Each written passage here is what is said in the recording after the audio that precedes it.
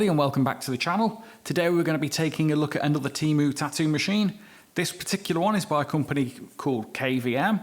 They make a whole bunch of different tattoo machines and tattoo accessories available on Temu. I haven't seen this particular brand available on Amazon or anywhere outside of Temu. From what I can tell, I believe they're a Chinese company. Here it's branded KVM. On the box and listing it was branded as JC Tattoo. And from my limited research, I believe they are the same company. They just rebranded in two different ways to get more sales on Temu. It might be the case, I'm not exactly sure. So the main things we're going to be looking at today is this tattoo machine any good? How does it hold up at doing a tattoo? Is there any pros and cons? And what would my ultimate opinions be on this? And would I recommend it? So I'm going to jump into a time lapse of a tattoo that I do with this machine, and I'll return after to tell you my thoughts and feelings.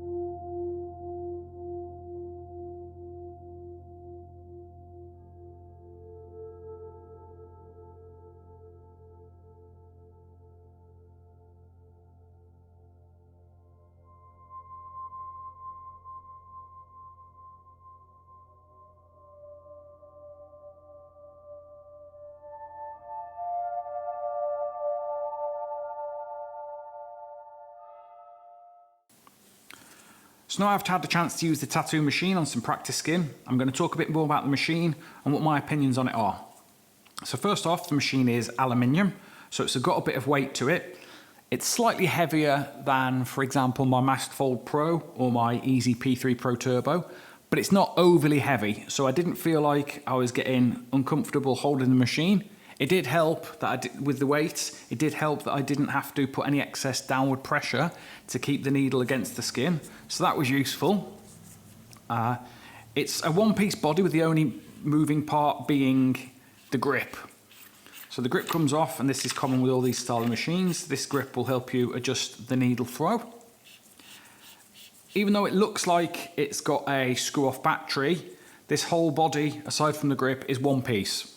So I'd imagine at some point this factory makes a different style of machine that has a turnable, adjustable throw, and they're just using the same casting.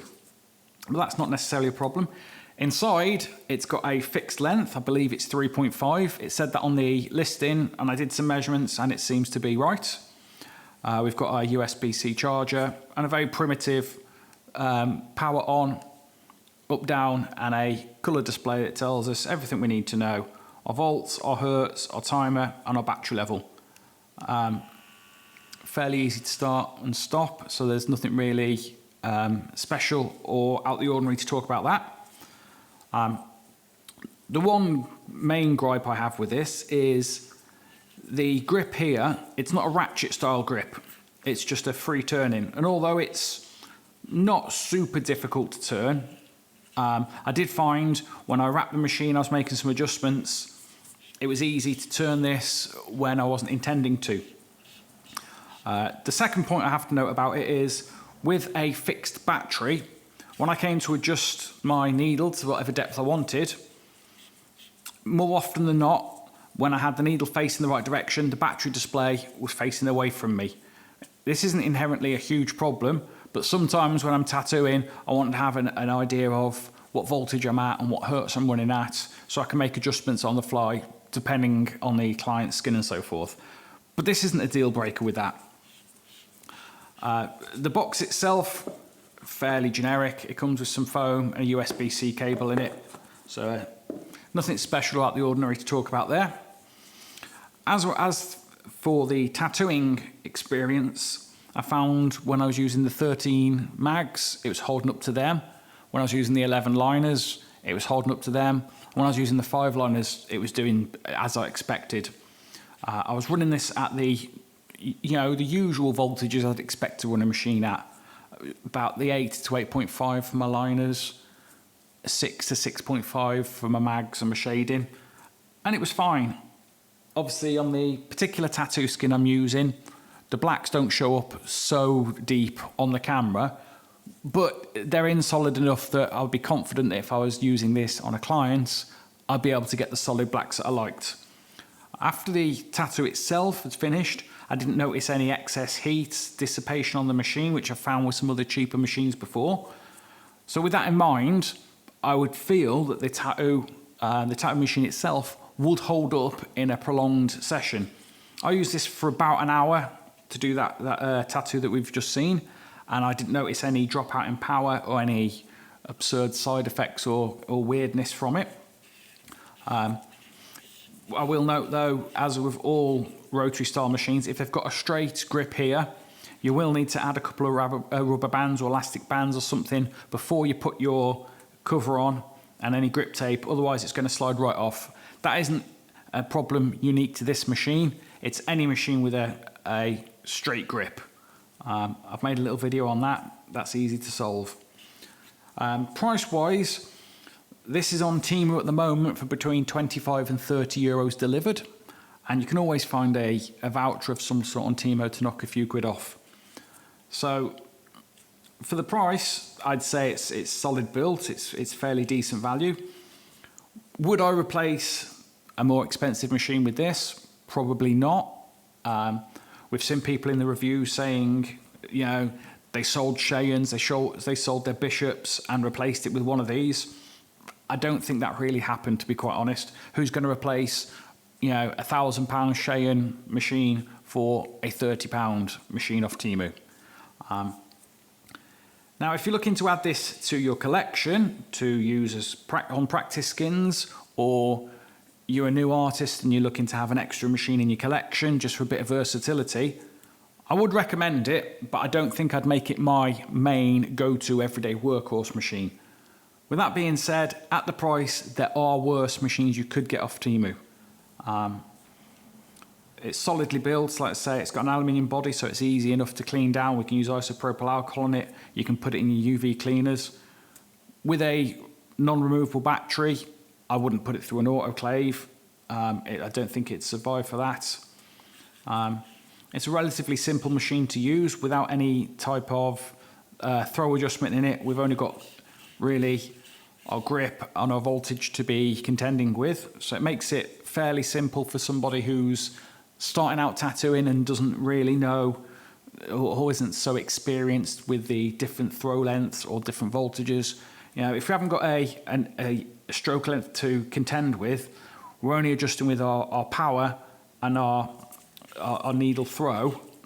It limits the amount of factors. It makes it easier to learn the differences between the machines and get used to how they work. So with that in mind, you know, I'd probably give this a 4 out of 5. It's not a perfect machine. It doesn't compete against the more expensive offerings, but it's not absolute trash. So if you're looking to get hold of this, I'd give it a recommendation. What are your thoughts and feelings on this? You know, you're welcome to put your comments down below and tell me what you think. If you've used this machine yourself or you're thinking on buying a machine like this, let me know. And with that in mind, I will see you next time.